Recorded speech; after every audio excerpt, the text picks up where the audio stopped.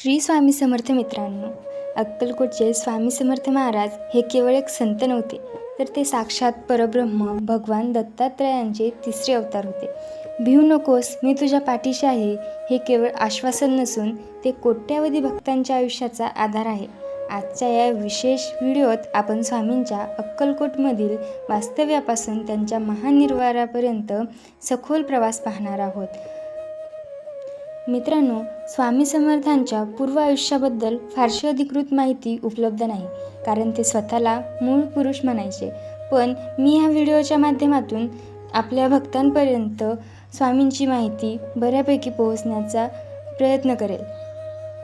1856मध्ये चैत्र शुद्ध द्वितीयेला ते अक्कलकोटमध्ये आले. खंडोबाच्या मंदिरात एका साध्या वेशात त्यांनी प्रवेश केला.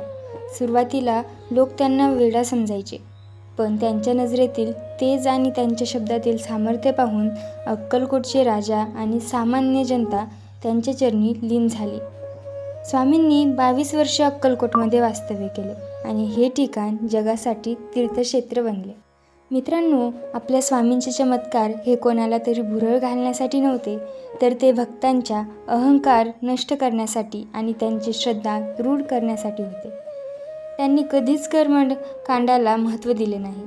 आळस हा माणसाचा शत्रू आहे आणि प्राणीमात्रावर दया करा ही त्यांची मुख्य शिकवण होती. जोडप्पांसारखा साधा भक्त असो किंवा श्रीमंत राजा, स्वामींनी सर्वांना प्रेमाने जवळ केले. त्यांनी सांगितले की जर तुमची भक्ती खरी असेल तर मी तुमच्यासाठी धावून येईल. आणि 1878 सालच्या चैत्रवैद्य त्रयोदशीला स्वामींनी आपला देह सोडण्याचा निर्णय घेतला. अक्कलकोटमधील त्या वटवृक्षाखाली बसून त्यांनी भक्तांना अंतिम उपदेश केला. भक्त रडत होते तेव्हा स्वामी कडाडले, आम्ही गेलो असे मानू नका, आम्ही जिवंत आहोत. मंगळवारी दुपारी 4 वाजताच्या सुमारास स्वामींनी आपला प्राण ब्रह्मरंध्रातून सोडला. आजही अक्कलकोटमध्ये गेलं की स्वामींच्या अस्तित्वाची जाणीव त्या वटवृक्षाच्या पानापानांतून होते. स्वामींच्या पुण्यतिथीनिमित्त केवळ त्यांच्या प्रतिमेची पूजा करू नका, तर त्यांच्या विचारांची पूजा करा. कुणा भुकेलेल्या अन्न द्या, प्राणीमात्रांना पाणी द्या, हीच खरी स्वामीसेवा ठरेल. तुम्ही स्वामींच्या भक्तीत कधी सामील झालात, तुमचे अनुभव कमेंट्समध्ये नक्की सांगा आणि श्री स्वामी समर्थ लिहायला अजिबात विसरू नका. बोला अक्कलकोट निवासी श्री स्वामी समर्थ महाराज की जय. अवधूत चिंतन श्री गुरुदेव दत्त.